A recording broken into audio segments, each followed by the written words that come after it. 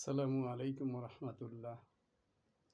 একজন মা এসেছিলেন আমার কাছে, আয়সা জিজ্ঞাসা করলো যে বাবা, বিষয়াদি একটু বললো যে হক হক বিষয় নিয়ে কথা। আসলে অ্যাকচুয়াল মাকে আমি বললাম যে দেখেন, আমি তো আলেম না, আমি একজন আলেমের সঙ্গে পরামর্শ করে, একজন মুফতি সাহেবের সঙ্গে পরামর্শ করে আপনাকে বিস্তারিত জানাইতে পারবো।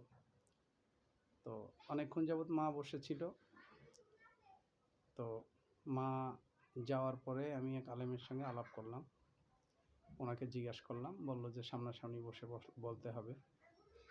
তো আমার প্রশ্ন থাকে এটা, ওই মায়ের 10 জন ছেলে মেয়ে।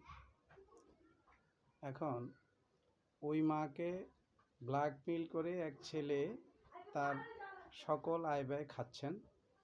মা অন্য কাউকে দিতে পারছেন না, মার কাছ থেকে জোর করে চেক বই, ক্রেডিট কার্ড এগুলো সই করাই আগাম রেখে যখন বেতনের সময় হয়, পেনশনের সময় হয়, তখন যেয়ে ওই ছেলে উঠিয়ে নিয়ে ওর মতো করে খরচ করেন।